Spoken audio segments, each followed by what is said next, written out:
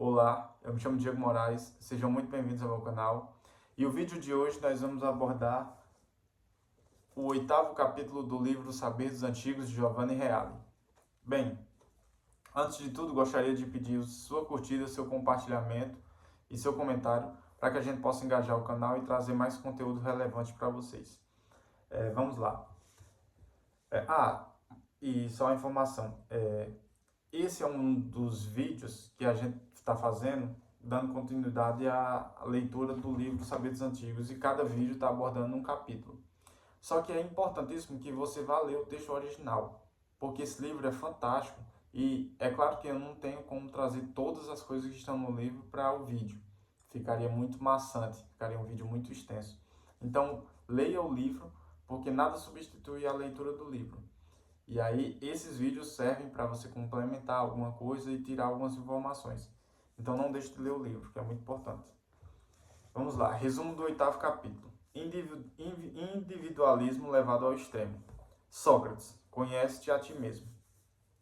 O capítulo inicia-se com a argumentação de que o niilismo reduz o homem a uma única dimensão material, devido à sua concepção filosófica de retirada da ordem dimensional do transcendente.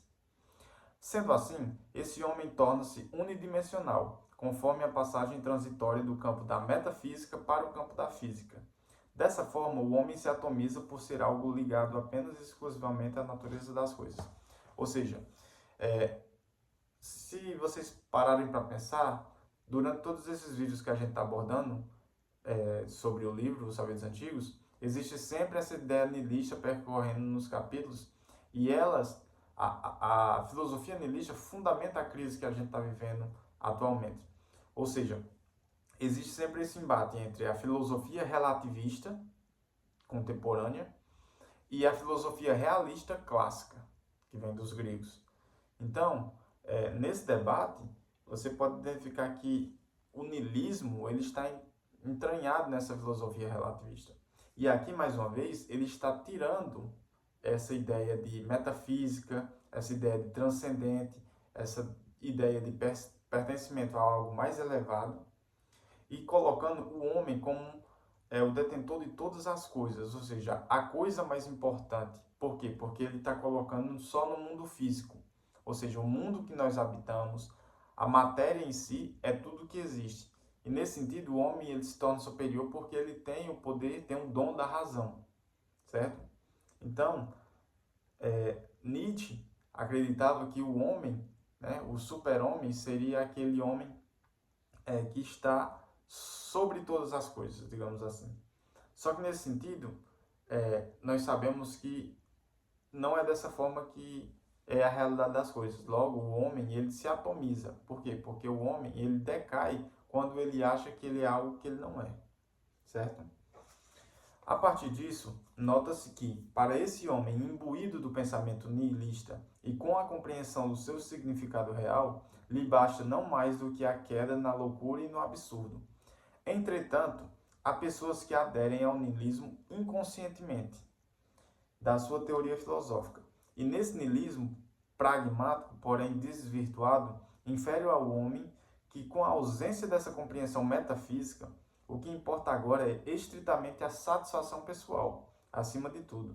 No mais, a busca incessante dos desejos pessoais acaba destruindo o amor de doação e o homem só tem algum valor importante pelo prisma apenas dele mesmo.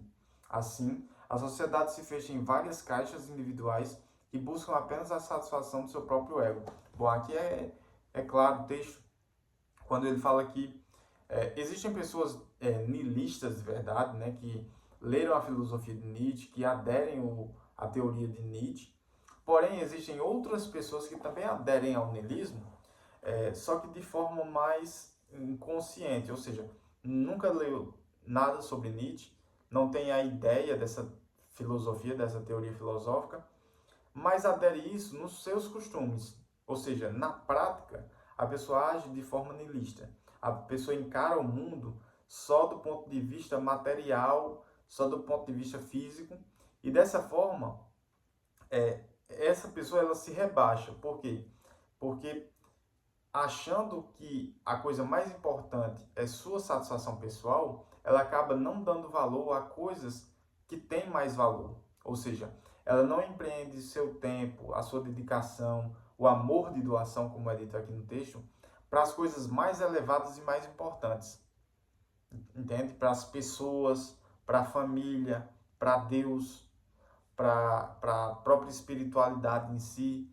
Ou seja, as coisas de maior valor, elas não ganham dessas pessoas esse valor, porque as pessoas estão preocupadas mais no seu próprio umbigo. Ou seja, o egoísmo toma de conta. E como a pessoa acha que a coisa mais importante para ela é estar bem consigo mesma, ela acaba gerando esse fator de rebaixamento, esse fator de diminuição da sua própria essência. Porque o fato de se elevar não vai realmente te elevar. O fato de você querer algo para suprir suas necessidades mais básicas, as suas necessidades de desejos e prazer, não vai colocar você no patamar mais alto. Por quê? Porque não é real. Ou seja, você não está nesse patamar. Você só chega a esse patamar quando você identifica a sua verdadeira, digamos assim, função, a sua verdadeira, seu verdadeiro local. E aí sim, com esse tipo de humildade, você consegue se elevar porque você busca algo maior. E assim você se eleva, porque você está na busca, mas não porque você é algo maior, certo? Mas para Sócrates, nada disso faz sentido, pois quando ele visitou o oráculo de Delfos, a mensagem que estava na entrada era: conhece-te a ti mesmo. E ao longo do tempo, Sócrates descobriu que conhecer a si mesmo é conhecer a sua própria alma, que para ele é a sede da inteligência e do conhecimento. Ou seja, Sócrates, ele buscava respostas. E ele foi até o oráculo de Delfos, que é, digamos assim, mal comparando, um centro de profecias. Ou seja, existiam as sacerdotisas e elas faziam profecias que se cumpririam no futuro. E o que ele avista na porta é a frase: conhece-te a ti mesmo. E Sócrates, ele entendeu que conhecer a si mesmo é buscar no fundo da sua alma o que é essencial, o que não é efêmero, o que não é transitório, o que não é passageiro. Porque toda essa nossa vida material, ela é simplesmente algo temporal, algo datado. E nós buscamos, na nossa essência, algo maior, algo que não tem fim. Na infinitude do nosso ser, a gente busca algo transcendente a esse mundo material. Já para Platão, a discussão vai além, e ele passa a refletir sobre a imortalidade da alma, pois, segundo Platão, só o semelhante conhece o semelhante. E se a alma conhece coisas imutáveis e eternas, só pode fazê-lo se não pertence à dimensão mutável e corruptível. Olha que interessante. Assim sendo, se a alma pertencesse à realidade corruptível, ela não poderia produzir como sequer conhecer a realidade incorruptível. Ou seja, todos nós conseguimos raciocinar a respeito de coisas que são atemporais, que são coisas que não estão ligadas ao tempo, espaço, à matéria. Só que, nesse sentido que Platão diz, que tudo que é conhecido tem uma certa identificação, Platão está dizendo que não seria possível a gente conhecer essas coisas se essas coisas não existissem. A gente não poderia nem supor isso.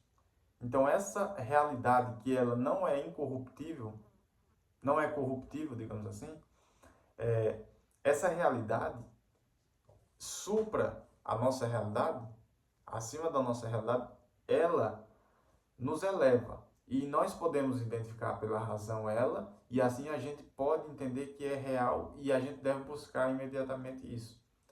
É um raciocínio lógico, simples, mas verdadeiro.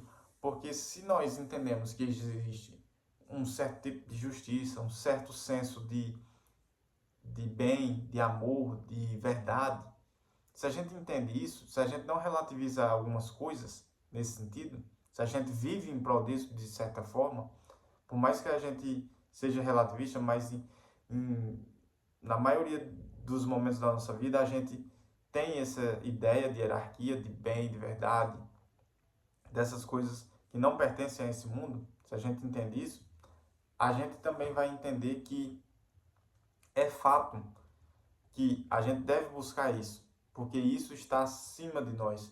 Isso está num plano incorruptível, num plano imaterial, num plano eterno. Para Protágoras, o sofista, o homem é o centro do universo, ou seja, uma ideia nihilista antes de Nietzsche, para Protágoras, certo? E assim, tudo que se cerca está abaixo do nível humano. Com isso, o homem sendo o modelo substancial da existência, tudo passa a ser relativo de acordo com a prioridade humana de ordenação de tudo. Ou seja, olha a ideia de Protágoras. E com certeza Protágoras influenciou muito Nietzsche. A ideia é que o homem é o centro de tudo, certo? E todas as coisas, hierarquicamente, estão abaixo do nível do homem. Nesse sentido, o homem, se ele é o modelo substancial da coisa, da existência, ele, por direito, define qual é a hierarquia e o que é que vale a pena ser feito, como vale a pena ser vivido, de acordo com os seus interesses próprios, porque ele é o modelo substancial de todas as coisas. Entende? Quando o homem está nesse nível, ou seja, num nível superior a tudo, então o homem ele é o modelo. Então ele decide o que é mais importante para a sua vida. Logo, o homem ligado a essa ideia de superioridade, ele vai fazer com que todas as coisas voltem para seus prazeres, para seus desejos mais pertinentes.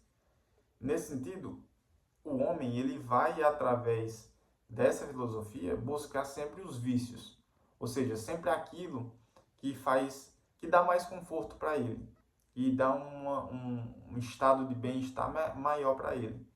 E não, ele vai conseguir encontrar uma conduta moral correta para que ele se eleve. Por quê? Porque ele não acha que nada está acima dele. Ou seja, ele é o modelo substancial de todas as coisas. Ele é o nível superior de tudo.